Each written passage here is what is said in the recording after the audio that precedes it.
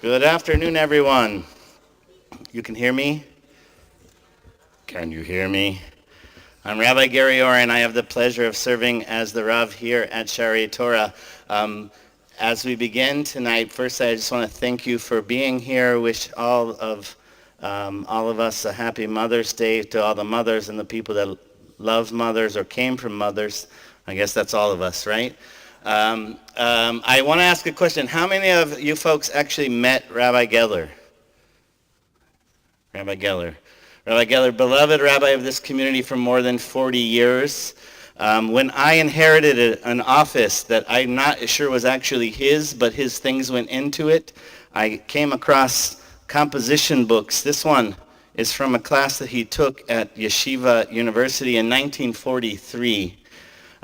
He had a class on giving sermons, and in this class he wrote down in March 24th, 1943, Ancient Sources for Modern Preaching with Rabbi Mirsky. He writes the following. He says, "You've asked me." He said, "B'chol yom yehiyeh be'anecha b'chadashot," that each and every day you should see the world like it is new. And you, teacher Rabbi Minsky, have asked us, should we start with the old or should we start with the new? When we stand in front of people and try to connect them or teach them or help them uncover, reveal a Torah that might be relevant to them. Should we start with the old or should we start with the new? Here's what he wrote. His Hebrew is much better than his English. I mean, for me, it's much better. I can read his Hebrew much better than his English. But he wrote, I think he wrote this. He said, should we start with the new, something modern, or should we start with the old? Black letters and holy books passed down from generation to generation. He said it's a false question. It is not about old or new. Holiness is found in black letters written in books and scrolls, but it is also found in each and every human. That holiness is, every person, he says, is holiness in present form. So our job is to live lives that reflect all of the holiness. The stuff found in books and tombs and scrolls, and the stuff found in the breath of everybody that is alive. When I went through rabbinical school, when you're in rabbinical school, there's a tendency to become more observant perhaps than you grew up. And there's maybe even a competition to see who can be the most stringent and observant. You may know this. In my studies, I came across the work of Dr. Alan Morini, who did a great kindness to the world to shine this light on Jewish living that said maybe it's not about not doing the rules. It's about how does this structure, how does this living help us reflect all of the holiness. So I just want to thank you for being here. When we see a Torah scholar, so in the name of, this is the Yonah Geller lecture series for this year, so thank you. I wanted you to know a little bit of Rabbi Geller as I've come to know him through his writing. But when we see a Torah scholar, we say a bracha. Do you know that there's a blessing for everything? So we say, Baruch atah Adonai Eloheinu melech haolam shehalach mechochmato l'reiav. We bless you, God, master of all space and time, who has shared some of God's wisdoms with those who engage in the world with awe and amazement.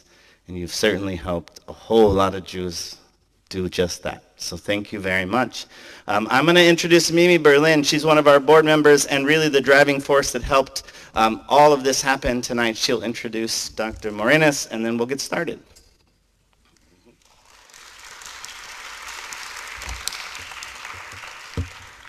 Well, thank you all for attending tonight, and welcome to everybody. We have people that have come a distance and people that this is their home or their community, and it's just really wonderful to see that there is so much interest in Musar.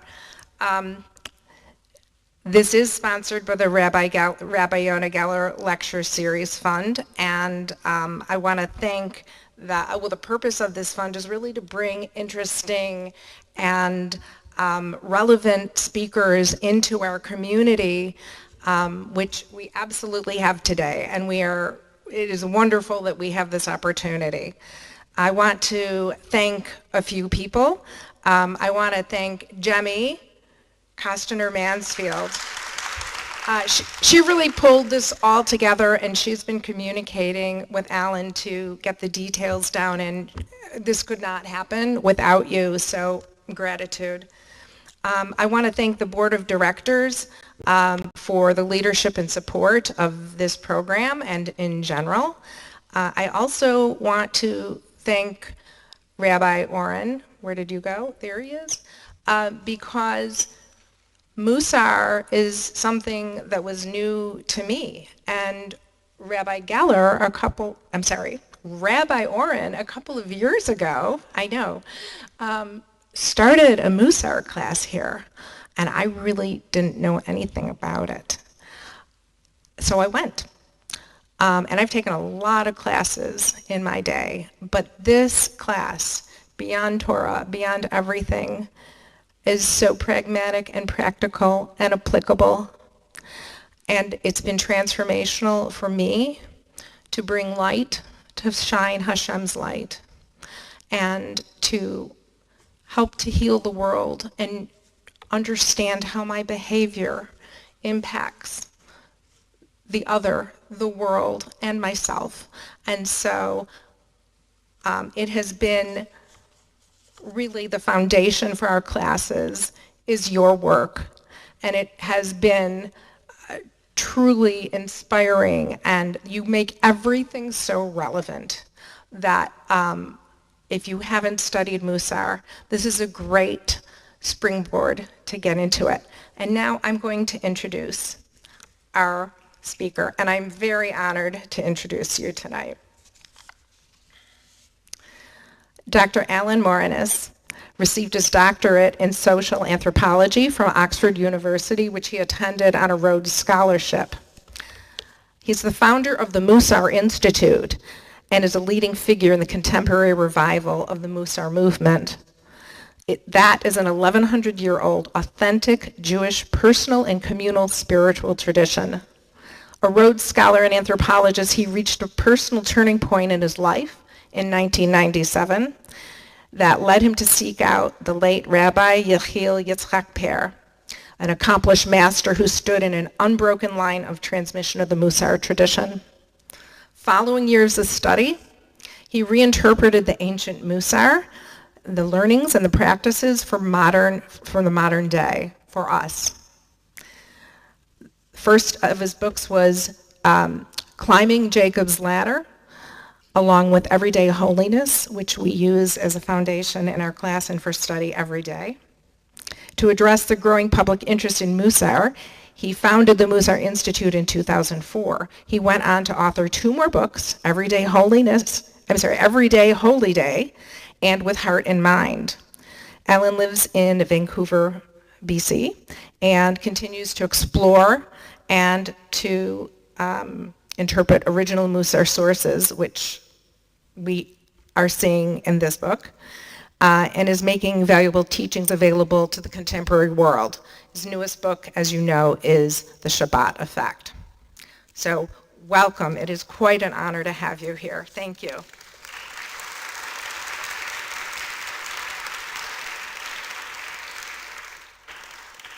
About half of that was true. So I have to start with, any work of Musar, pretty much, and it's an 1,100-year-old tradition, generally starts with the quality of humility.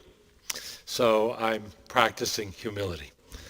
I remember I don't think I was in Shari Torah before, but I have been in Portland before. I'm getting a nod there, so somebody must have seen me then. I don't always remember. I was in Tempe, Arizona. I said, it's so nice to be here. I've never been here before. And they said, you were here in 2009. And so that didn't make an impression, but I remember being here. And the funny thing is about being in a place and giving a talk, I never remember what I said. But I do remember the questions that people asked, because for me, they're more interesting. I know what I'm going to say, so then I kind of immediately forget it, but somebody surprises me with a question. So I remember very distinctly the question that I got asked here in Portland, and I don't know how long ago it was, but it was a long time ago. It was probably before 2010. And a woman asked me a question.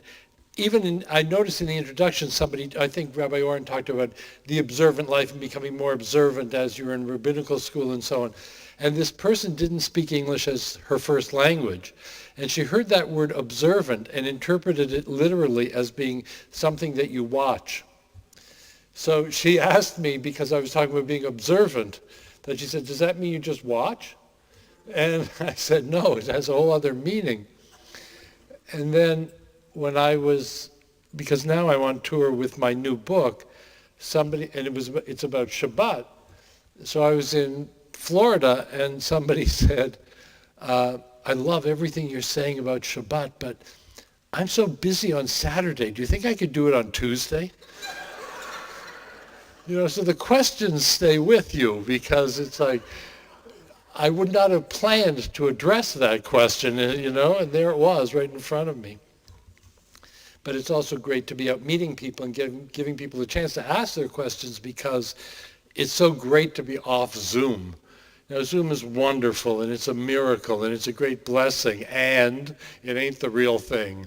And it's really nice to be here with you in person and to be here with friends of mine who I have known for a very long time, who I'm staying with tonight, but I only knew them on Zoom. And as Mimi said in the introduction, I live in Vancouver, British Columbia. The flight down here was 54 minutes. I should be here way more often. There's no reason not to come down here. But I've written a book on Shabbat, which is also not about Shabbat. And I'm going to come back to that, explain why it is about Shabbat and not about Shabbat. But I want to make one assumption, which is that not everybody knows as much about Musar as some other people do. So I'm going to start out by talking a little bit about what this tradition is and maybe why it was the case that, as Mimi said, just in passing, that when this Musar group was being offered here in the synagogue, she would take it, but she didn't know anything about it.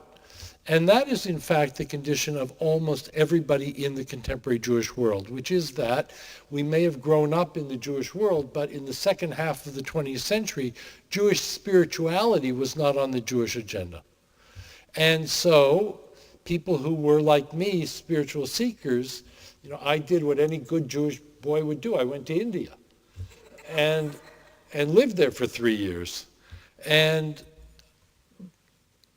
we have very authentic, deeply rooted, with integrity, spiritual traditions about the inner life. And Rabbi Oren was just repeatedly using the word holiness.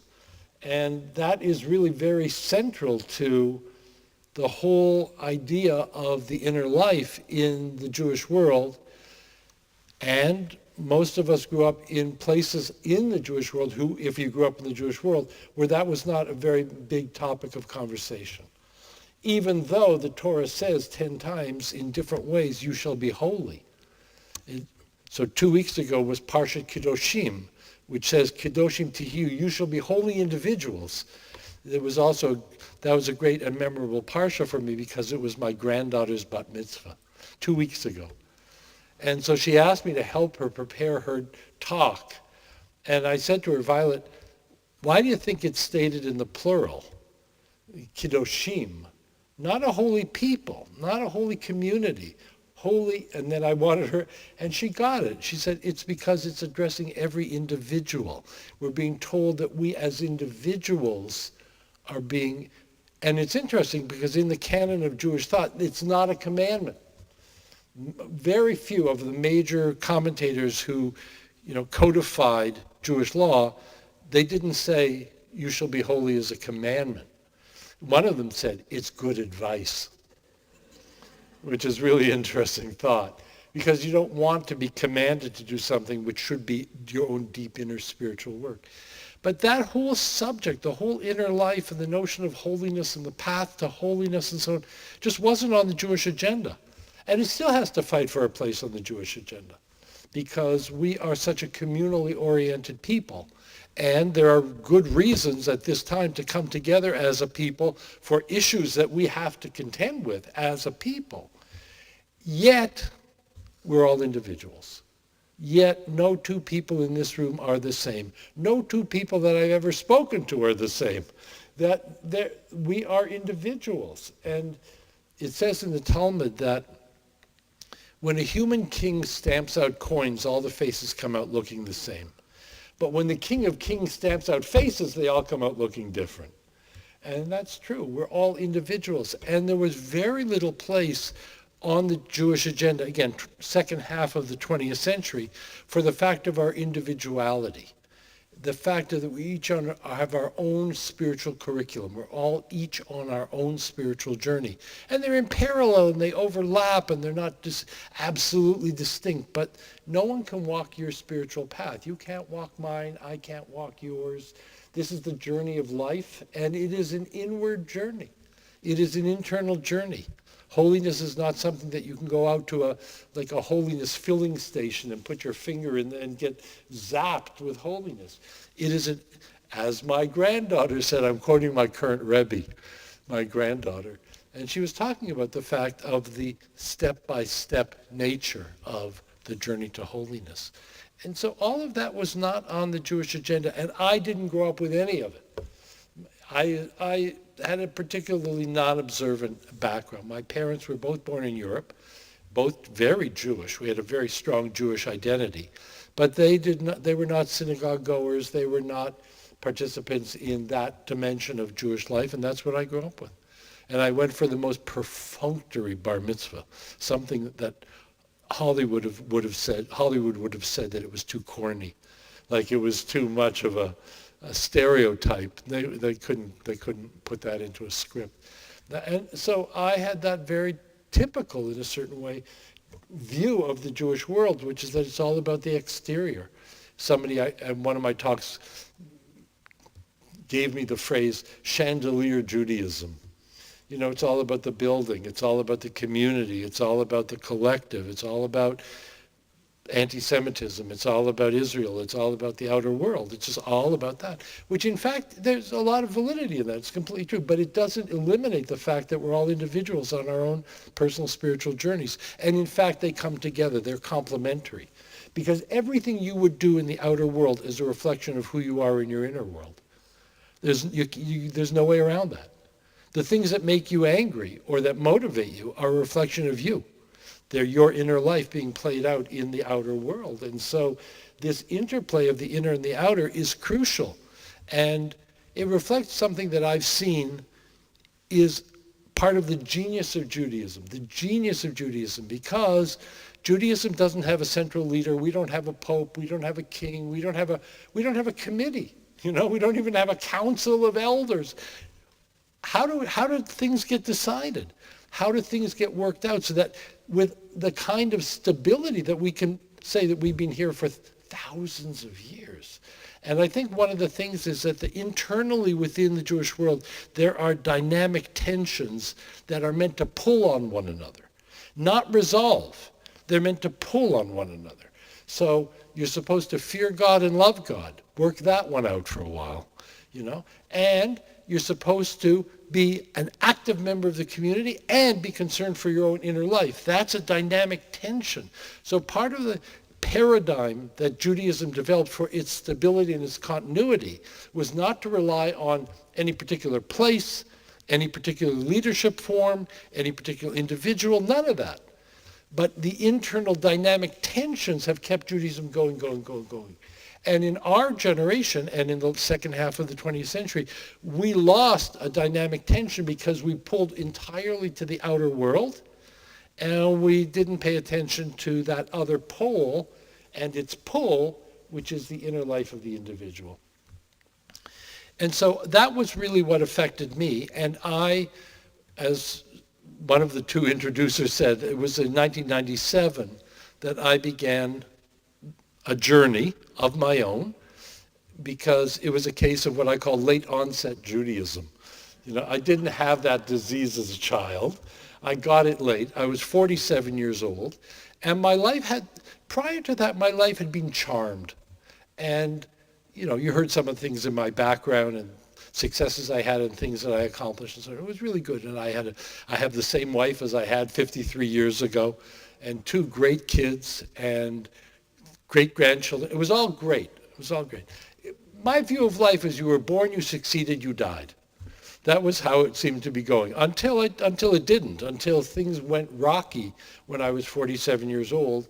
And I realized that I had been living a life which was, in a sense, just opportunistic. I was making it up. I was looking for opportunities. I was grabbing this, grabbing that, putting it together, making it work, and so on. But I had no sense of any kind of systematic internal guidance system. And so when things went wrong in my business, I looked at myself and I said, you don't have any guidance system. You don't have a sense of how to put one foot in front of the other. You don't know. You just don't have a system. You're just making it up as you go along. I said to myself, in my self-critical awareness, that really I had not been living up to my potential, and that's because I didn't have a sense of even what my potential was or how to accomplish it.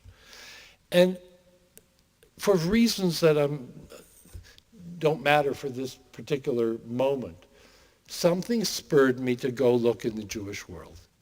That I had not been very connected to the Jewish world. My doctorate at Oxford University was on Hindu pilgrimage.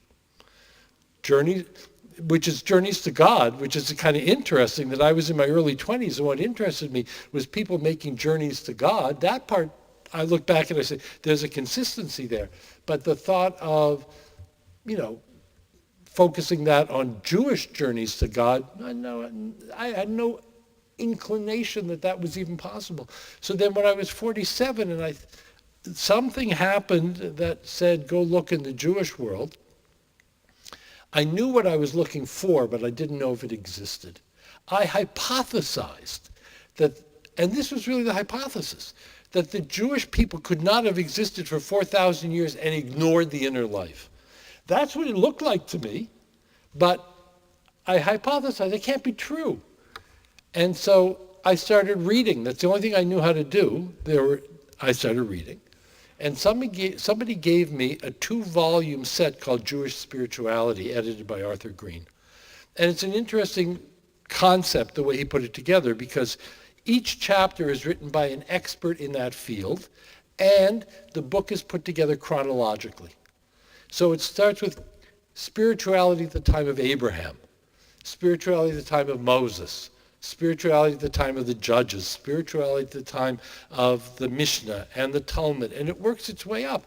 And I knew very little, so I thought, great, I'll start at the beginning.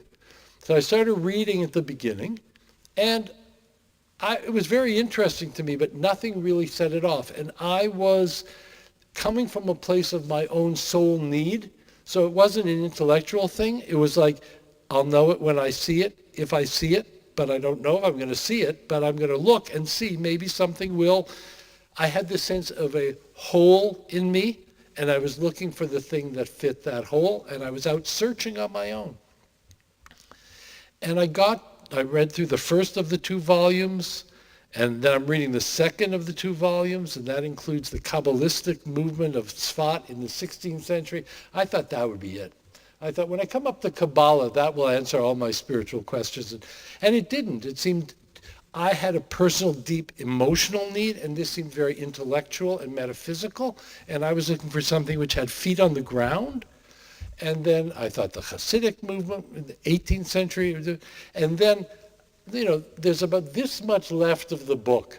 It's like bottom of the 9th, and 2 batters are out, right? And because what's been a big movement in the Jewish world spiritually since the 19th century? And there was an article in there on the Musar movement, which took place in Eastern Europe in the 19th century. And it was written by a historian at the Hebrew University in Jerusalem. And I read this one and I said, that's it. Musar. It is about living a human life to the highest possibility of each of our individual potentials. The beauty for me was that it addressed the individual. It had a very strong sense of what seems self-evident, but that each of us needs to find our way to develop ourselves in conjunction with other people, in the community, and not for our own sakes. So we say in the Musser Institute, working on yourself, but not for the sake of yourself. This is not selfish. This is not narcissistic. This is maybe even our obligation in the world. This may be why you were born, was to develop yourself so that you can make the contribution to the world that you have the potential to make. And that's a very Jewish spirituality, because we don't go out into caves in the desert. We don't have monasteries, and we don't have convents, and we don't have ascetic traditions. We live in this world, and this is the place where we can practice our spirituality and become the kind of people who have developed ourselves to the point that we're making the contribution to the world that is our potential. So one of the great Musar teachers of the last century, who died in the 1930s, Rav Yerucham Levovitz, I did a whole course called Meet Your Spiritual Lineage, because there were these great teachers, and I loved them. And I loved their teaching, and I would have loved to meet them. They were so deep and wise, and I could identify with their questions and their needs. And he brings a whole teaching, Rav Yerucham Levovitz. He was the Musar supervisor of the Mir Yeshiva in Belarus. Died in 1934, I think. And he says, we're born raw material. Our job is to make finished goods. And he brings this analogy where he says, Russia is really good at making cowhide. This is talking in the 1930s. I know nothing what he's talking about. But Russia's really good at making cowhide. And then they ship the cowhides to Germany. And Germany is famous for making finished leather goods. And everybody prizes the leather goods. No one praises the hides, right? And so he uses that as an analogy to say we're all raw material. And he says it, we're chomer. We're chomer, and we have to be worked. And he has all kinds of things where he taught like that. He said, if you see a person baking matzah, and you say to that person, what are you doing? Hold that thought. I'm going to fill in a piece here, and I'm going to come back to it. I'm 76 years old, but I probably won't lose my train of thought. The whole point of Musar as a practice is to work on inner traits. The inner traits we're familiar with. And so in the 16th century, there was a book published in Germany called Orcha Tzadikim, The Pathways of the Righteous Ones. And the entire table of contents of that book is on subjects of worry, calmness, generosity, miserliness, cruelty, love, hatred, pride, humility. Each one of those has a chapter, and that's the whole book. It's just describing the inner traits that we run into all the time, that are human nature. And the methodology that the Musar teachers developed, and the focus was that the journey to holiness happens by way of your patience. The journey to holiness happens by way of your kindness and your compassion. And you're grappling with the inner traits. And each of us has certain inner traits. Well, first of all, we all have all of them. That's the starting point. And they're not positive or negative. In Christianity, you have the 7 deadly sins, right? And Judaism looks at it and says, they're not so bad, Like, there's a place for each of them. Envy is one of the deadly sins. What's the positive side of envy? Motivation. I heard it. Yeah, you get it right away. And what's the negative side of generosity? You give away too much? What else? I didn't hear it. Righteous? Yeah, you could be self-righteous, you're self-praise and maybe even arrogant. But I think more simply than that, you can enable negative behavior. You can create codependence. Simply, you can spoil a child, right? And we would think, generosity, such a virtue. But the point the Musar teachers made is that the qualities themselves are neutral.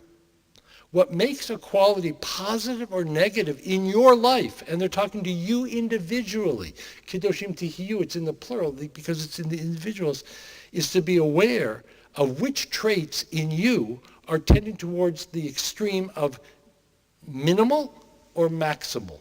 And if you have traits where you are too impatient, Because a little impatience is a good thing. It, again, gets you off your tuchus. And then, but to be too patient is also a spiritual challenge. Arrogant would be an extreme. Humility is not the opposite of arrogance, because you can push out beyond humility to be self-denigrating. You have no self-respect at all, and yet humility does have self-respect. In the Torah, it says Moses was the most humble person on the face of the earth, and we don't see Moses being self-denigrating. He's not, there's Musar jokes about, I'm a nothing, I'm a nothing, I'm a nothing. But they make jokes about it because it's at the extreme. Arrogance, self-denigration. Self-esteem, humility. That's the chart of 4. And they developed this over 1,100 years. The origins of the Musar tradition come back to the 900s, and especially starting in the 11th century, there was a book published called Duties of the Heart that tells you a lot right there, that it was about the inner life, and it was written in Spain by Rabbi Bachya ibn Pakuda. And then after that, book after book after book, all focus on the fact that how you drive, how you conduct yourself in the grocery store line, how you raise your children, how you talk to your neighbor, how you treat your children's teacher, the whole gamut of things is your workshop. Because once you become aware that certain traits are on your curriculum, and this is where it comes back to the individual. One person will be impatient, one person will be patient. One person is generous, one person is miserly. There's no common form. It is about being self-aware of where do I trip up, on which particular traits, and we have them for sure, for sure. Each of us has things to work on. It doesn't mean that it's a negative thing. It doesn't mean that it's a flaw or a weakness. What it means is that's your potential to grow. There it is. As you work on the traits where you see that you have potential to grow, that's the journey to holiness. So there used to be a guy who stood outside my local drugstore with a paper cup. And I went by, every time I went by, I put a couple coins in his cup. And then I went into the drugstore and I did my shopping, and he was always standing there. One time I'm going into the drugstore and a guy's going in ahead of me. And he stops by this guy. He puts $5 into his cup and he says, how'd you end up on the street? I put my 50 cents in, I go around them, I go into the drugstore, I do what I have to do. I come out there still having a conversation. And I had to look at myself and say, what is the limit and what is the reality of my generosity? Which is not to say that what that person does is necessarily true for me. It's the importance that life creates the question that I can ask myself. I'm not trying to live somebody else's life.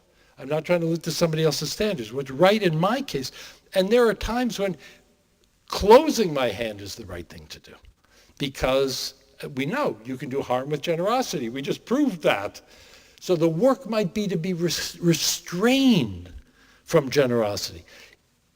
People ask me, what's the answer to this particular trait or that particular trait? And I always have to say, I don't know you well enough, because it's really about the individual. It's about you and your real lived life. So as one of the Musar teachers says, the greatest Musar teacher of all times is you, because only you can teach yourself. So I'm going to finish that other story, because Rav Yerucham Levovitz said, if you see somebody baking matzah and you say to that person, what are you doing? And the person says, I'm baking matzah. That's the wrong answer. The right answer is, I'm working on patience, precision, alacrity. I'm working on the qualities in myself in the context of the bakery. And so the same is true for us. Once you have the paradigm that wherever you go, there you are, you keep running into yourself wherever you go. Impatient people run into long lineups wherever they go. It's remarkable choreography. I don't know who's in charge, but wherever impatient people go, they find a long lineup. I used to say the long lineup consisted of one person for an impatient person. And someone pointed out to me, no, they don't even need one person. The barista is the cause of their impatience because he's not making the coffee fast enough. if you know, if you have self-awareness that impatience is true for me, that I'm impatient, and you own that, and you recognize it's a curriculum, then you can work on it and you can change. And you can grow, and that will no longer be a challenge to you. There's a principle here, which is that Judaism says we can change. We can change. We can work on ourselves and change. And the proof text of that is Rosh Hashanah and Yom Kippur. Because Rosh Hashanah and Yom Kippur are all about change, personal change. Looking back over the last year and say, I don't think I was up to the mark in this way or that way. Going forward, I can change. And I always have to apologize to the rabbi when I say this. If you don't believe you can change, don't come to synagogue on Rosh Hashanah and Yom Kippur, because it is based on the notion of personal self-development. And so if you know that, and you grasp that, and you can work on that, and you can develop, then you watch yourself walk step by step, in a spiral up, and a higher perspective starts to emerge. So the top of the mountain may be holiness, but we don't talk about it very much. What we talk about is the next step. Because the next step, the path up the mountain, is the only thing that's worth paying attention to. Because if you're not watching your feet as you climb up the mountain, you may well fall off, or you'll stumble and fall and hurt yourself. And that journey of step-by-step progression is all that there is. That's all that there is. And that is really the paradigm the Musar teachers came up with. I still haven't spoken about Shabbat yet, but I'm getting there. I mentioned that the greatest Musar teacher of all times for you is yourself. And there was a Musar teacher, another one of our members of our lineage, named Rabbi Shlomo Wolbe, who died in 2005. So I'm not talking ancient history now. And he was a student of the Mir Yeshiva, where Reb Yerucham Levovitz was the Musar supervisor. So Reb Levovitz was the Rebbe of Shlomo Wolbe. And Reb Shlomo Wolbe escaped the Holocaust. In fact, the whole Mir Yeshiva escaped the Holocaust. That's a whole amazing story. They all ended up in Shanghai, except for Rabbi Shlomo Wolbe, because he was a German citizen. And he couldn't get a visa across Russia. So he survived the Holocaust in Sweden all by himself. He lived into his 90s. And when he was in his 90s, he brought together all his major students for a conference. And they sat around a big table, and he asked each of them to stand up and say publicly what was the main thing they had learned from him. And one said, I learned compassion from you, Rebbe. And one of them said, I learned generosity from you, Rebbe. And one of them said, I learned, precision from you, whatever it may be. They all went around and said things like that. And they finished. They all went around and gave their answer. And he put his face in his hands, and he said, I have no Talmidim. I have no students. He said, I have no students. He said, everything you said was worthwhile. Everything you said was good, but that's not what I wanted you to say. He taught a particular focus, which was named in Hebrew, hitlamdut, or as he would say it, hislamdus. And the root of that word is lamed, which means to learn or to teach. And lehitlamed means to teach yourself. And he said, what I wanted you to say, that you had learned from me to teach yourself how to live. And he said, every moment, every situation, every encounter, every challenge, every failure is an opportunity to learn about your spiritual curriculum. And he said, a person on the day of their death should not just be dying, they should be learning how to die. And he was that unrelenting in that sense of us being, it's so precious to have a human life. In this past week's Torah portion, there was a word carry. Carry, all the curses that come in Parshat Bechukotai are terrible. Just terrible things are going to befall the people. There's going to be war and famine and wild animals and horrific things will happen because of carry. What does carry mean? Casualness. Casualness. Being casual. because life is so precious. It is so such a remarkable gift. One of the teachers of Musar, Rabbi Nosson Zvi Finkel, who was called the Alter of Slobodka, he made his entire, so Rav Wolbe taught about Hitlamdut, and what this other man talked about was Gadlus Ha'adam, the greatness of a human being. That everybody is inherently great, for the reasons that Rabbi Oren said, because we are the embodiment of the divine image. Who goes through life? You wake up in the morning, ooh, the divine image is in me. Now let's get to work and go and have breakfast. But it's still the divine image in me. And the divine image is meeting the guy in the gas station, the guy and the post office and the FedEx guy. And the divine image is present in the other person too. And so he saw the greatness of a human being, not in accomplishments, not in achievements, but in the very fact of being a human being. And just as one little example of how great it is to be a human being and how we undervalue it is the fact that you seem to be understanding what I'm saying. Now, why is that great?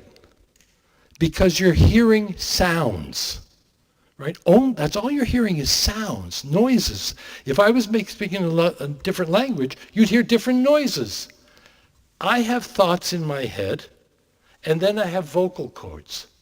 And somehow I'm able to take this idea, it goes down into my vocal cords, it comes out as sounds that have meaning.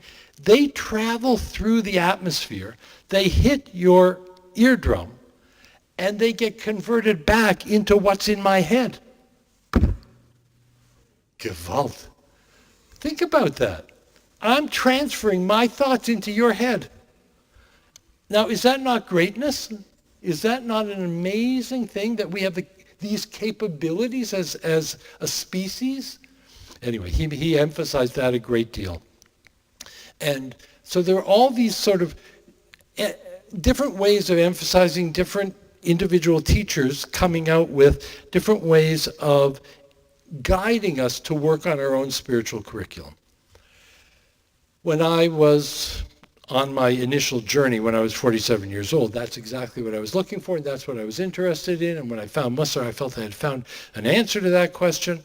2 years later, I went and sought out a living individual who might be able to be a guide to me, because it looked to me like everything I was interested in was from the 16th century or the 14th century or the 18th century, and I was living in the 20th century, and there didn't seem to be any of it around as far as I could tell. So maybe, possibly, this is a dead tradition. We have, in Judaism, dead traditions that didn't continue. So, as I mentioned, and as Mimi mentioned, I live in Vancouver, British Columbia, which nobody says is the Yerushalayim of North America. So there's no Jewish bookstore there. And this was pre-internet. Well, it wasn't exactly pre-internet. It was the era of internet that's labeled by recalling Netscape. Like if you go way back. So how do you find books? People are going on trips, and I'm giving them an assignment. When you're in New York, you're in Baltimore, you're in Jerusalem, you're in London, go to a Jewish bookstore, ask them for the Musar books, the shelf of Musar books, and it'll be there. It's not like it didn't exist. 1,100 years of tradition got codified and brought down. Many of the books I found out later had been translated into English and so on. I said, if you see any books published after 1945, buy them, I'll pay you back, bring it to me. And one friend brought back a book that had been published in the 1990s called Navardic, which is one of the names of one of the Musar traditions that emerged in the 19th century. And there it was, because it was published in the 1990s. More valuable than that was the fact that at the beginning of the book, there were 2 letters from rabbis who I assume must be eminent, because the author of the book asked them to write letters that he then published at the beginning of the book to say, this is a scholarly book, this is, read this book, it's going to be great for you, whatever they would say. And if the author asked these 2 people, and it's a book about Musar, these people must be more eminent than him. So these 2 letters were published at the front of the book, and they were actually directly copied of the letters, and right at the top in tiny little letters were phone numbers. There were 2 phone numbers. And I had this question in my mind, I'd been studying for 2 years on my own and had no idea if this existed or not, present. And now I had 2 phone numbers. So I called the first one and had a completely useless conversation. It was like I was asking one thing and this person was hearing something different or was too busy for me or whatever. Because I was saying, I've been learning Musar on my own in Vancouver for 2 years, and I'm looking to see if anybody's a living practitioner who could be of help and support and guidance for me. And he wanted to send me off to yeshiva. I called the second one. I'm back to this, this is another series, but I'm back in the 9th inning and 2 out because I only have 1 little phone number left. And I called this man and I said, I've been learning Musar on my own for 2 years. And he said, stop, wait. He said, you've been learning Musar on your own for 2 years in Vancouver? I said, yes. He said, that's so inspiring. So I said, can I come and meet you? And he said, come to New York and call me from there. Literally, that's what he said. So this is the nature of the spiritual journey. I had to lay down money for a flight to go to New York to make a phone call. And I did. And the story was I called him and I said, you remember him? He says, yes, of course I remember you. I said, can I come and see you? He said, not today. So he said, come tomorrow, it's better. So I came tomorrow. And that was the beginning of a direct relationship with somebody who became a teacher to me. And what's important to note, too, is that his wife also became a teacher to me. And Mimi mentioned my book, Everyday Holiness, which is the book of mine that has had the widest distribution. If you look at the dedication to the book, it's to my 2 Musar teachers, Rabbi and Rebbitzin Pear. And that comes back to the fact that this is not a tradition for any particular subgroup of anything, gender, anything. This is about human life. This is wisdom that developed within the Jewish world and was honed century after century in all different places, in all different conditions, under all different, and it was found this is still consistently true. This is consistently true. This is consistently true. And then it got passed down. And there it's there for us, and nobody introduced us to it. But as I said, my interest was the spiritual tradition. And I found myself in a yeshiva because Rabbi Pear, my teacher, was the Rosh Yeshiva of the yeshiva of Far Rockaway. And he died 2 years ago. His yurtzeit was in early May. Maybe it was late April. And just for two years now. And there I was in a yeshiva, a black hat, Haredi, Orthodox yeshiva. And they had Musar there, and he was my teacher, and I was getting something really valuable from him. And I wasn't interested in any of this other stuff that was going on. They were studying Talmud, not interested. They were praying 3 times a day, not interested. They had all kinds of stuff going on that was really part of the fabric of Judaism, but I had a mission, and that mission was driven by my soul, and I knew what I was looking for. I was looking for guidance for inner living, and I was finding it. And so why would I be interested in other things? But I asked him at one point, I said, can I do this? Can I just learn Musar and not pay attention to the other stuff? And he thought for a moment and he said, yes, you can, he said. But let me give you an analogy. There's a radio in the car. You can take the radio out of the car, put it on the table, wire it in, and it'll play as a radio. He said, so if you want a radio, take your radio to the car and plug it here and it'll play. He said, it'll work. I've never seen anybody do that, he said. I've never seen anybody take the radio to the car because they needed a radio. And that was his answer about taking Musar out of the tradition, out of the broader tradition. And as I said, I wasn't particularly interested. So I proceeded not only on my studies and starting the Musar Institute and 4 books and as I remember, even being here before, not in this synagogue, I don't think, but nevertheless, I was swimming in waters that had all different kinds of fish in them, and lots of other things as well, and I began to be somewhat influenced by that. and I began to take an interest. You study Musar books and you can't avoid the Talmud and the Mishnah, because Judaism has always been interested in the inner life. And so the traditional old texts of Judaism include insights into the inner life. It's inevitable. And so you end up, if you're a researcher, as I call myself a miner, I was like hacking down into the earth. You have to follow it up this way, and you follow it up this way, and you're studying Talmud, and you're studying Mishnah, and you're studying Pirkei Avot, and it was interesting. So at one point I said to my wife, we should start observing some kind of Shabbat. It just seems so wrong to be so immersed in the Jewish world. And, Shabbat is, what is that? 4 down on the right side, it says, remember the Sabbath day. And so it's a big one.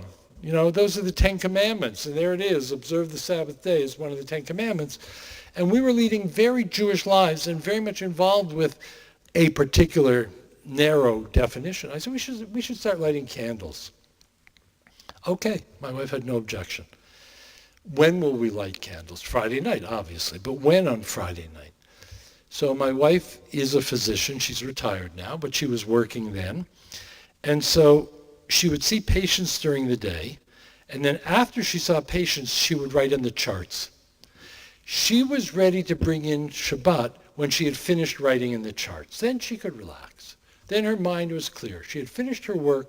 Now, 2 hours after sunset, 15 minutes before sunset, 35 minutes, it didn't matter.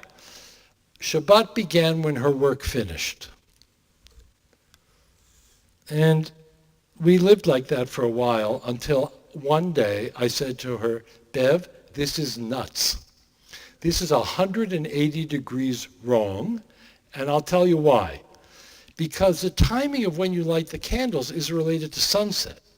And sunset is determined by the position of the earth in relation to the sun. And the way the earth is revolving around the sun, but not only that, it's rotating on its axis.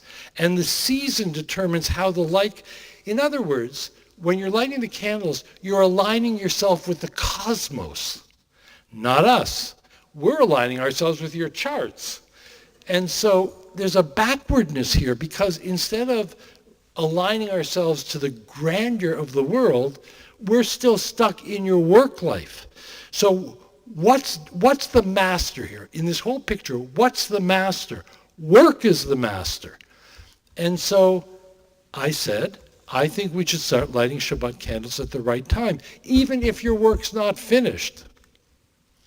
Because the sun isn't waiting for you to finish your charts, And the earth, we can't stop the earth rotating on its axis because your charts aren't done.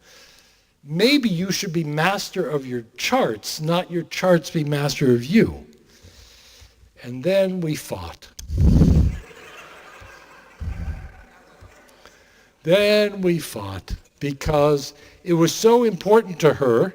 This was her sense of satisfaction. What we were talking about on Shabbat was a day of rest, and she was agitated because she hadn't finished her work. But that nevertheless was indicative that her work was a master of her life, not that she was the master of her work. We fought, and we didn't do it as graciously and as effortlessly as we might have liked, but we fought our way through it, and we got to the point that she began to get that the ability to put down your work at a given point as an act of will is a tremendous freedom. That she had developed freedom over her work because she could put it down. And if you can put it down once, you can put it down other times too, because now you've got the capability. You're no longer in the grip of it. And so that's why I called my book The Shabbat Effect.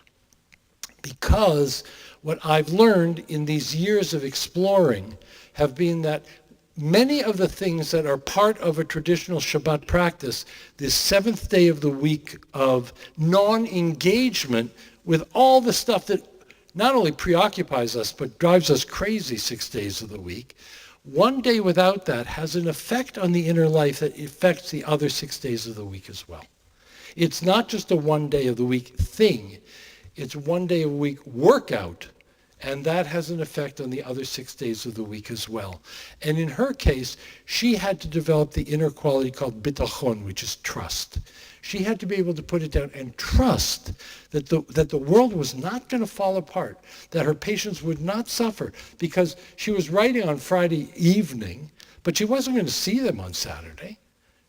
She could pick it up again on Saturday. She could trust that it would be there, and then, or write it on Sunday, and then it'll be there for Monday. And so the book is divided into 8 chapters, and each one deals with a quality that is an essential aspect of having a Shabbat practice, which has an effect on your inner traits. They're all about inner traits that then play out the other 6 days of the week as well.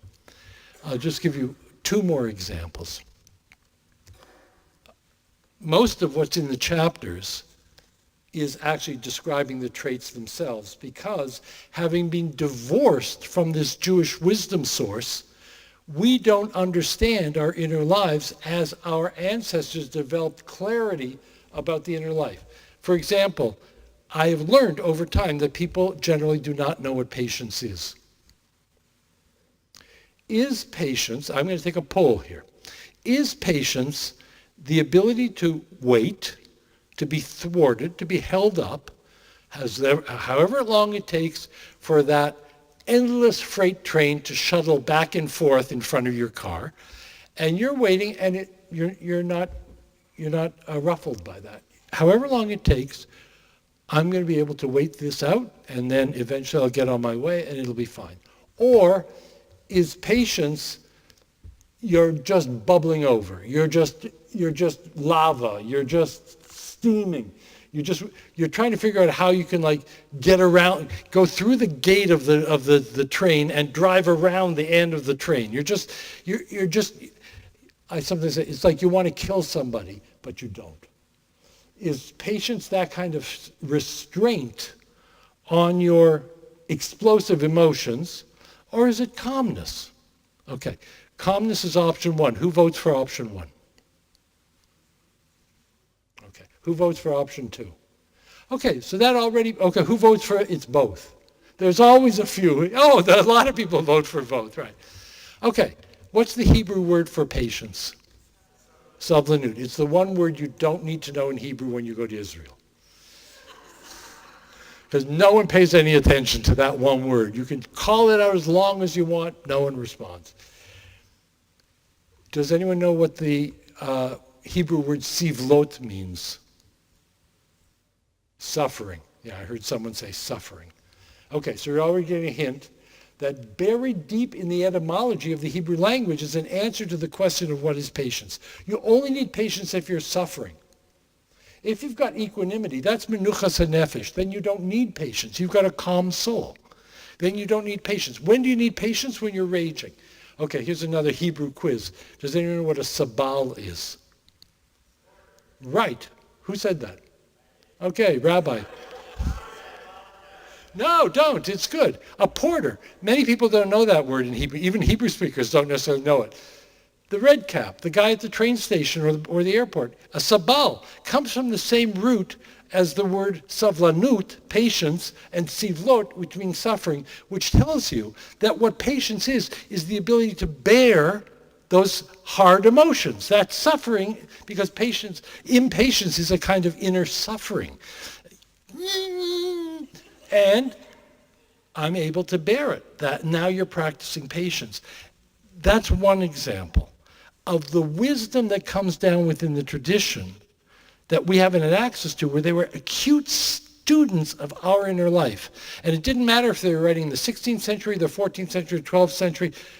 There's no such thing as 12th century impatience. It's impatience. It's human nature. It's the same all the way through. And to bring that to a case within the book, there's a chapter on joy. And it's a perfect example of how Shabbat can work, because most people's 6 days of the week are not joy-inducing. If you're plugged into your phone, if you're plugged into the news, if you're plugged into politics, all of which is very important, but 6 days a week of it is enough. And because if you want joy, that's not going to give it to you. So you've got to do something different. And Shabbat opens this space in which joy is possible. But in Hebrew, there are many different words for what we might put under all the different stripes and qualities and types of happiness. And I make a distinction in the book between happiness and joy. And I use Hebrew words. Simcha is happiness. Simcha is when something that you've wanted or you've wanted to see or that you really enjoy has come your way. And it's an ego gratification. I don't mean ego in the negative sense, but in terms of who I am, I want that, this is good, I'm happy, it worked out the way I wanted it to, it's in the realm of my identity. And then there's this other quality which has nothing to do with who you are, which is transcendent of who you are, which comes through you like a wave. Joy is not like happiness. Joy has nothing to do with you. But just at some moment, this ebullient feeling just like wells up within you because of something you're in, something you're seeing. It's a sunset. It's the eyes of a baby. It's just beyond ego. It's beyond identity. It's touching the live wire of existence, and it brings out joy in you. And in Hebrew, the word for joy is gila. And gila comes from the word gal, which means wave. It's the wave. It's the wave that rushes through you. When I study the Musar texts, I see such helpful understanding of my experience.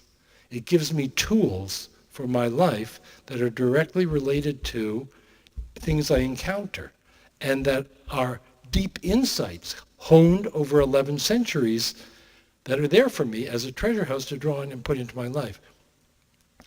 So the book is about Shabbat because the chapters, there's a lot of interest now in Jewish mindfulness. There is no greater mindfulness practice than keeping Shabbat. So I have a blog, and so far I've written every one of them except I had a guest blogger one time because I was in Pasadena, California for a book talk, and I was staying over Shabbat with a friend student of mine, and her house is completely not kosher and not Shabbat observant, and I was there for Shabbat. So I said, don't worry, I'll guide you through it, and we'll be fine.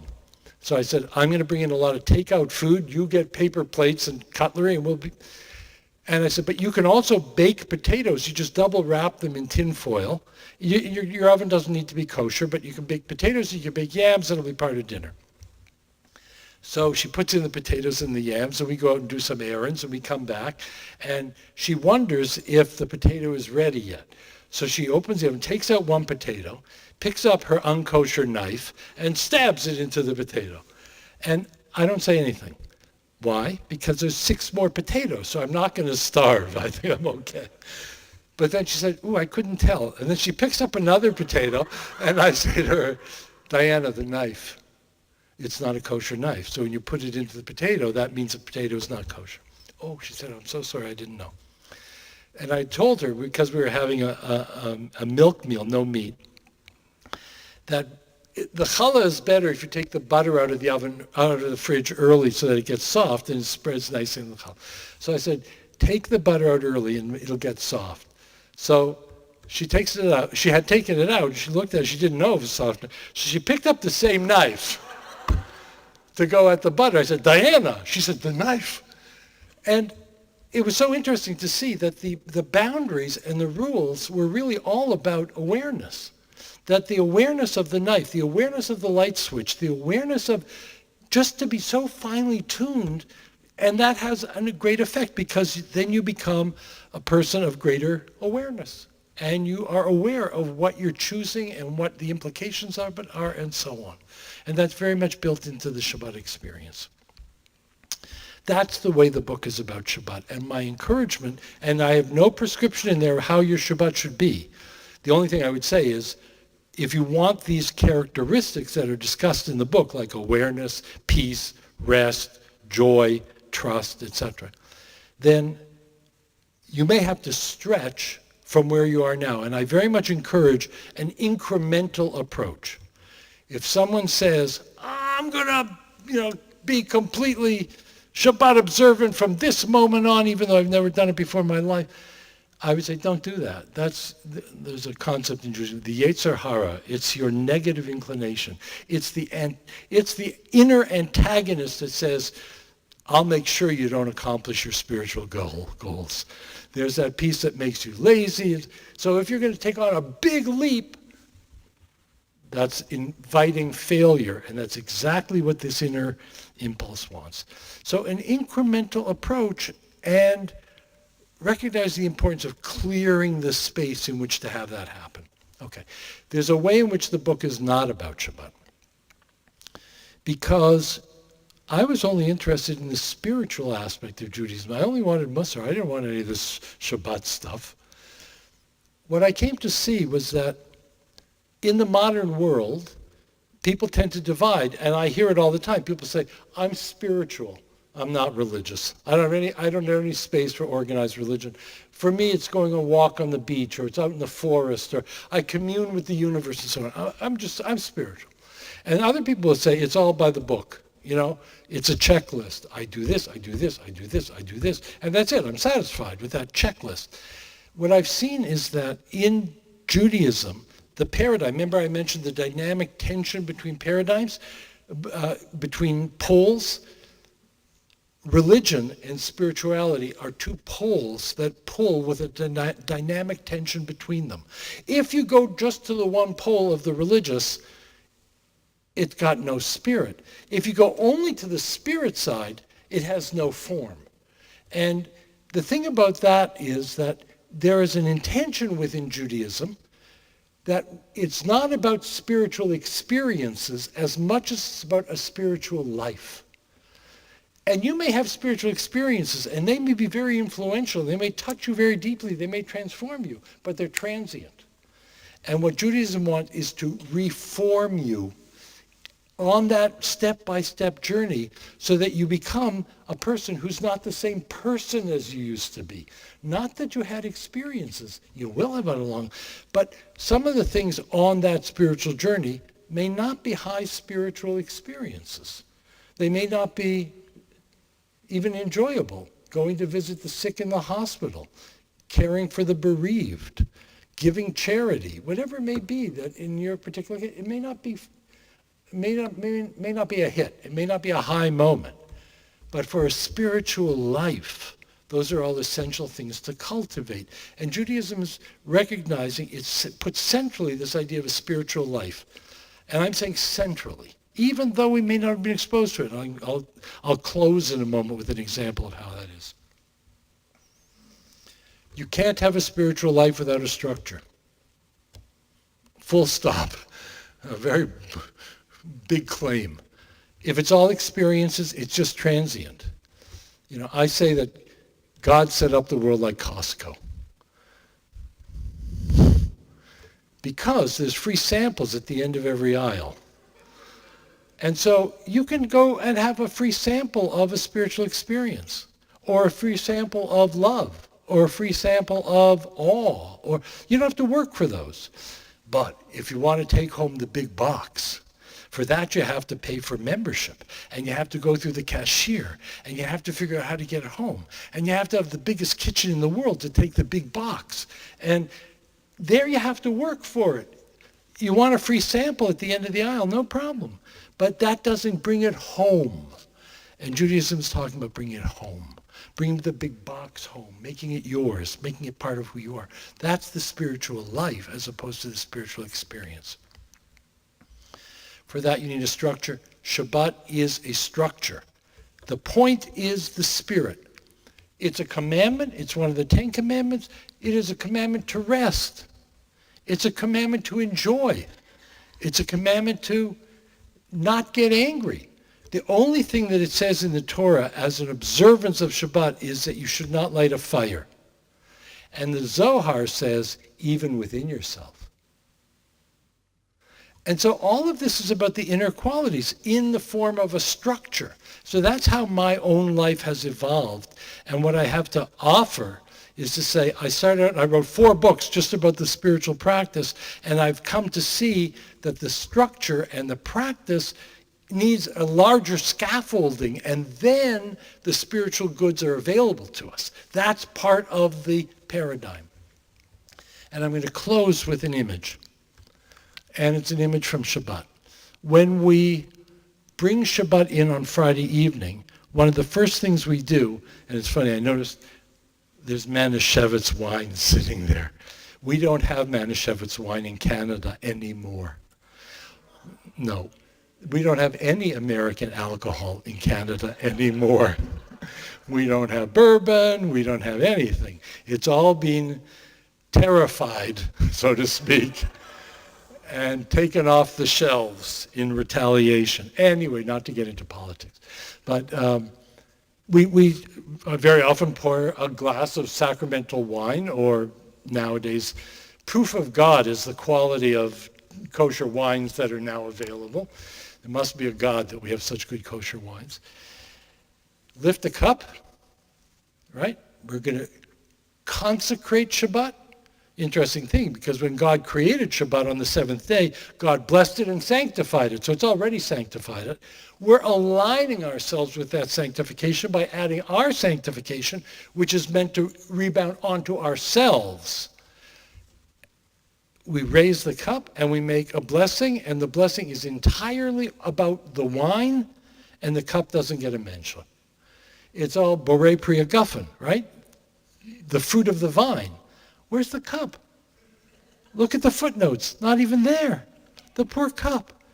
And you can't imagine making the blessing without the cup. Could you imagine someone like bottle of wine or a straw? Yeah, right. Like, you're laughing because it's ridiculous. It's absurd. Because we're so used to thinking cup and wine, but only the wine matters in terms of goal, because the whole blessing is about the wine, but you can't make it without a cup. And that is a very good analogy for Shabbat in general. That to get the wine of Shabbat, and wine is such a good stand-in symbol of the spiritual, because it is beautiful, it has beautiful color and a beautiful aroma, but it's also liquid. It's not hard, it's not solid. And it itself is transformed. It's not grape juice. It's being transformed. So it's a perfect stand-in for the spiritual, and you can't do it without a cup. And so that is the metaphor that I bring in the book as well, for what I've come to recognize that this is a Jewish paradigm, to have a cup of structure, but the point is the spiritual. And with that, I'll stop. There's a... Thank you. I think this works. Thank you. So for those of us that have studied with me, the right Jewish answer is, it depends. That's right. I think he said that. I think he said it depends. So you put people in a context. What I want to do is open it up for some Q&A. So if you want to ask a question, you can come right down this aisle, right to this podium, and use this microphone. I will start. Is that okay? So if you want to ask a question, you can move yourself about. Dr. Morini, here's my question. You can call me Alan. I've been teaching for a long time. And one of the reasons I fell in love with Musar is every time it seems to me that the Jewish world becomes very precise, and we start judging each other on, did you light your Shabbos candles like this or like that? Did you keep your kashrut like this or like that? Like we become very into the minutia of Jewish living. This other thing has bubbled up over 1,000 years that says, how about be a great person? How about that? Is that a fair assessment or not? You can criticize me all you want. That's what I've been saying for a long time, so I'd be happy to say something more accurate if you have a different way to think about it. It depends. It depends. That's my phrase. No, what I've come to see is there's an interplay. And, you know, in your examples, you were comparing the person to someone else, saying, you're looking at someone else and how they light candles. That is not acceptable. Amen. That it is a question of why are you lighting candles the way you light candles? That's the Hitlam Dut part. That's the teaching yourself. I was at an Orthodox synagogue in Fort Lauderdale, North Miami Beach, and I was with one of the synagogue officiants, and a guy comes in on Shabbat morning, and he goes right up into my friend's face, and he says, "I drove here." And without missing a beat, my friend said to him, "What does that have to do with me?" He said, "Your Shabbat observance is between you and God. There are interpersonal things that, like honesty and and truthfulness, and these are at the interpersonal level. But when it comes to Shabbat or lighting candles or being particular about mitzvot, that's not at the human realm. That's between a person and God. So in Jewish spirituality, 3 relationships are emphasized: between a person and themselves, between a person and other people, and between a person and God. And mitzvot, commandments, are divided up according to that. The ones that apply to you, the ones that are interpersonal, the ones that are above. And so as you look at yourself, the goal has to be the spiritual goal. And the spiritual goal is perhaps holiness, or perhaps menschlichkeit, being a mensch, but it's about your inner qualities and who you are in the world as a person.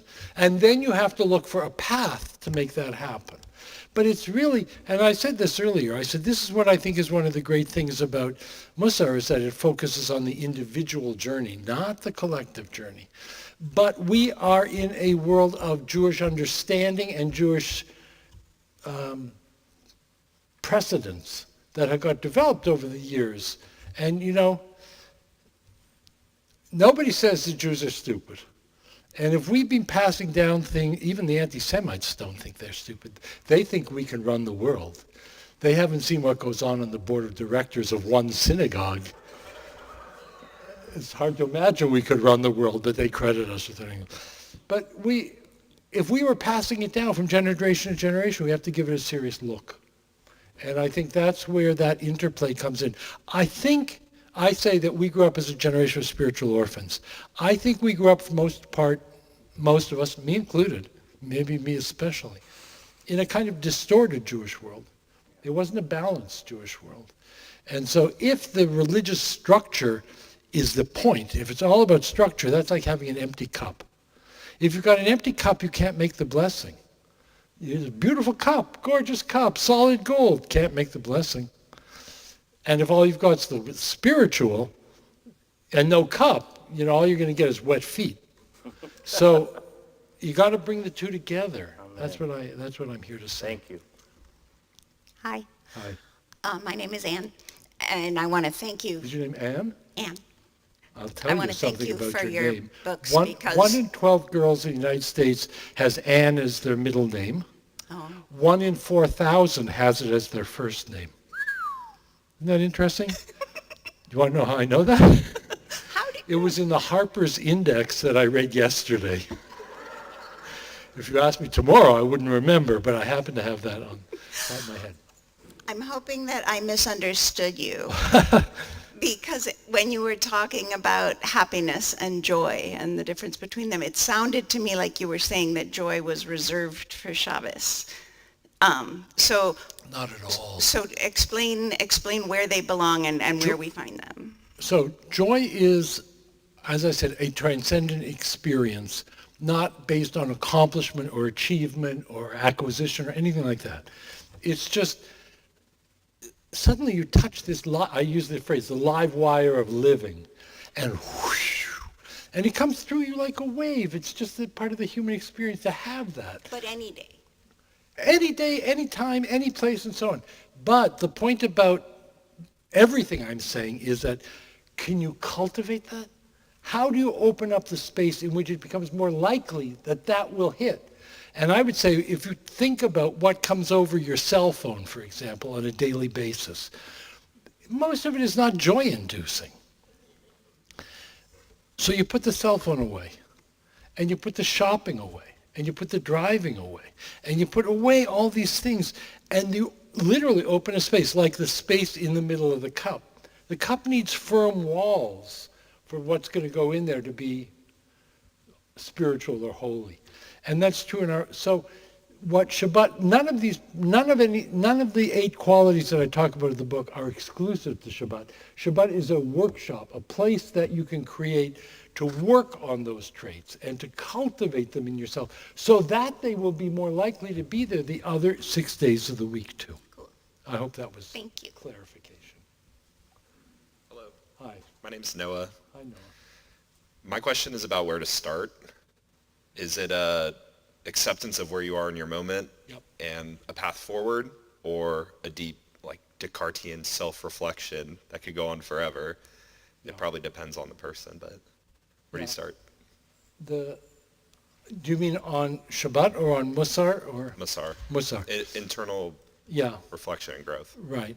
So one thing that the Musar teachers insisted upon, which we brought forward into the more contemporary Musar world, is don't try this on your own. Don't try this at home, boys and girls. Don't try it on your own, because you pointed out already one of the pitfalls was that you can ruminate endlessly. And so in the 19th century and in our own Musar teaching, we invite people to be in pairs, and you might start by reading a book with a partner. And even in my book, Everyday Holiness, thank you. You can collect your check later. But in that book, it talks about how the chavruta process works of learning with another person. And it was in Chicago that someone came up to me after a talk and said, "Can I talk to you privately?" Who knows what's going on in their life? I said, "Sure." And she said, "I've been studying Mesilat Yesharim, which is The Path of the Just, a book that was a very revered book from the 18th century." And she said, "And I hate it." So she needed to talk to me privately because everybody reveres this book and she hated it. And I said to her with one, sometimes I get it right. I said, "Have you been learning it on your own?" And she said, "Yes." I said, "Get a partner." There's my answer. Okay. Hi. This has been very helpful for me in parenting. That's kind of my application at this point in my life, young kids. And I'm wondering thoughts on, one, would you make a kid's book version? Or how do you teach, recommendations on how to pass this on and teach this when they're younger and simplify it and that piece, when it's already hard? Yeah. And that's part of the answer, is that for children it can't be so hard.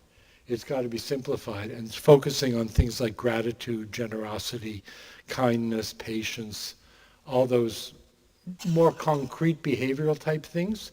That's good for children too.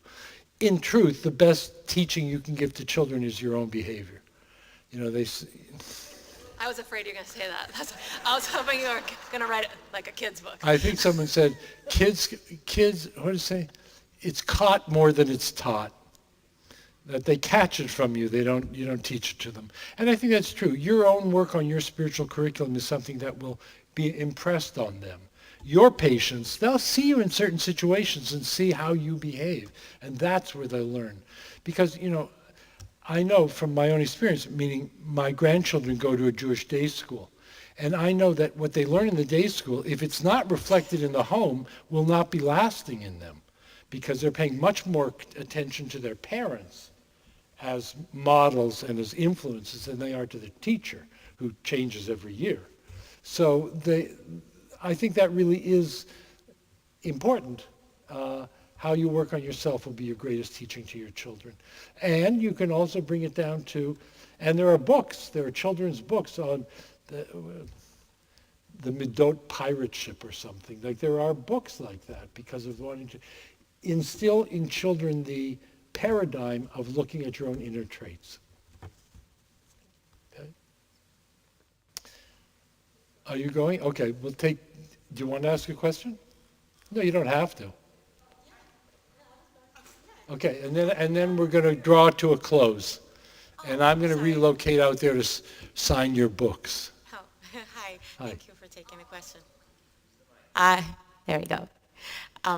I've been taking a class with Rabbi Oren, and it has been really helpful, and enjoy all of it, including just getting together with our friends at the shul, um, and listening to each other's stories.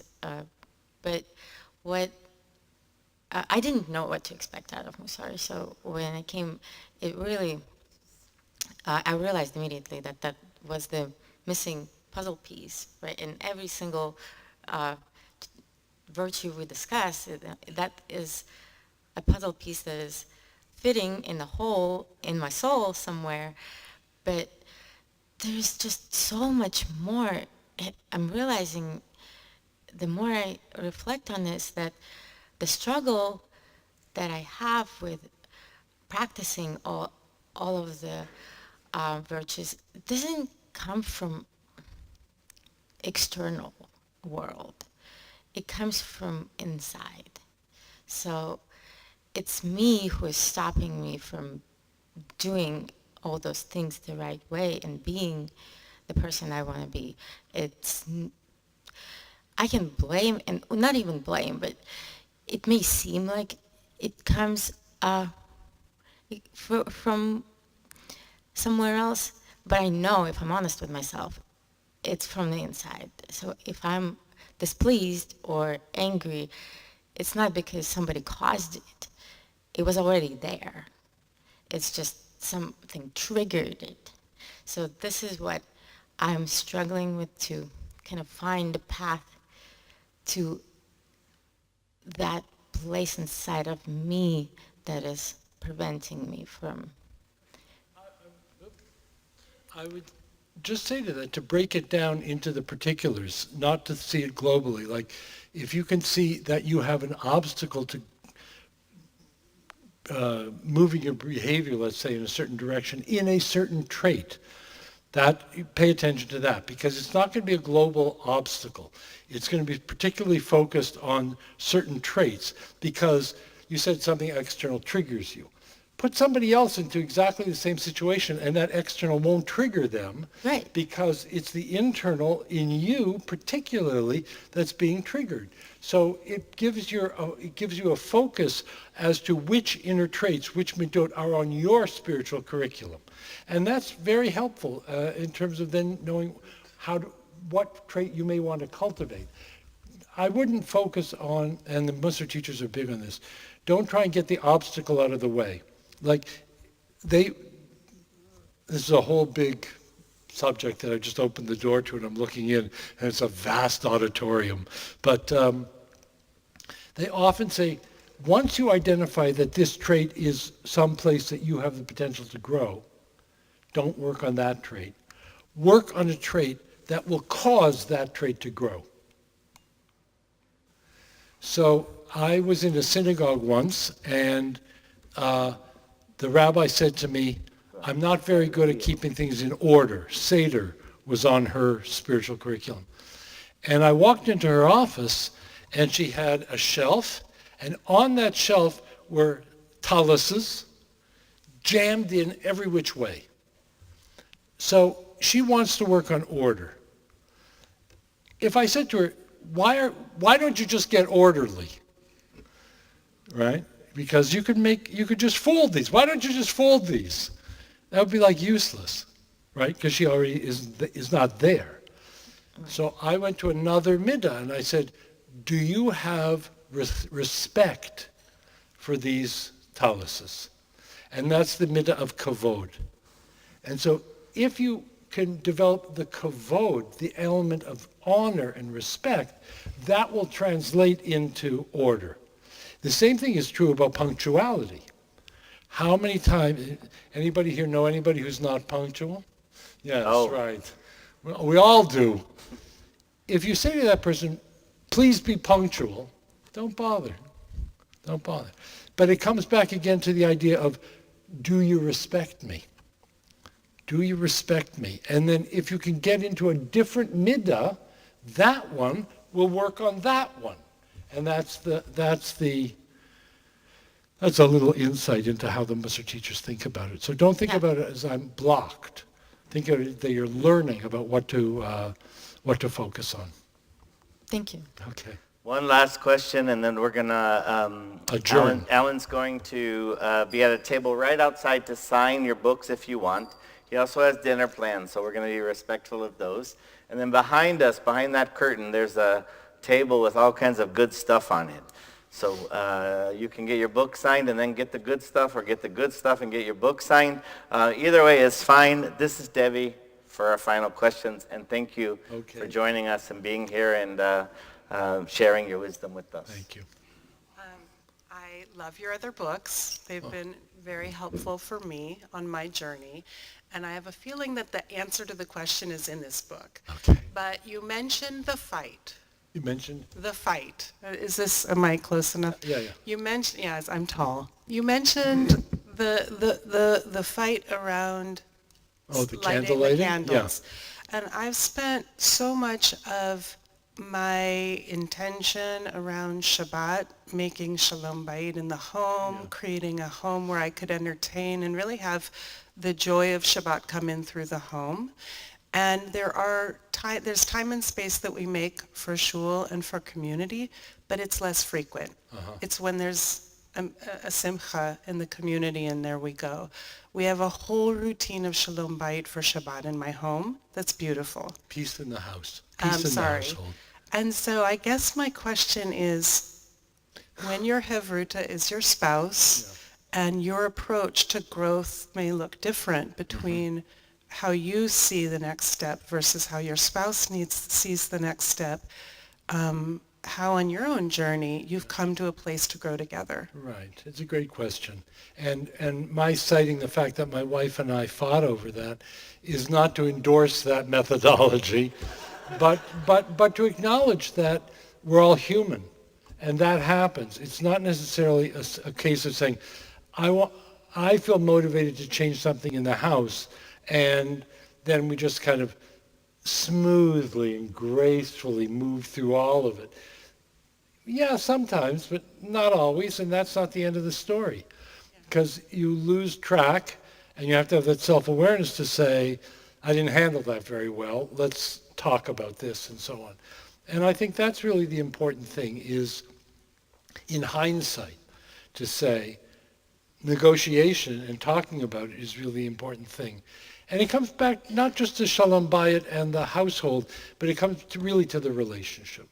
It's really about the relationship and how you process things between the two of you, or however many people there are, because children can be involved in that too.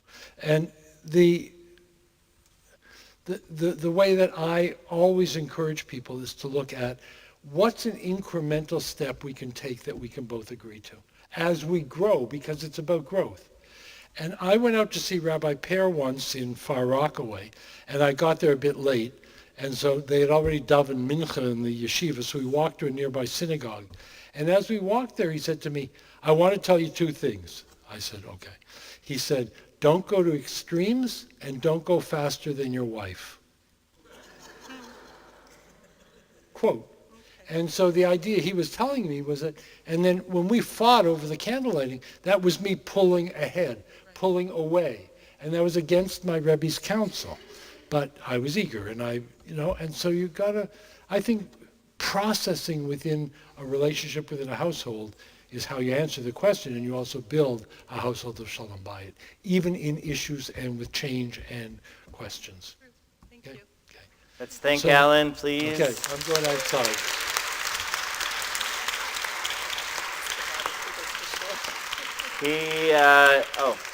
One quick note, we also have a limited number of copies of the Shabbat Effect for sale out at the table, so if you're interested and don't have a copy with you, we do have some to sell.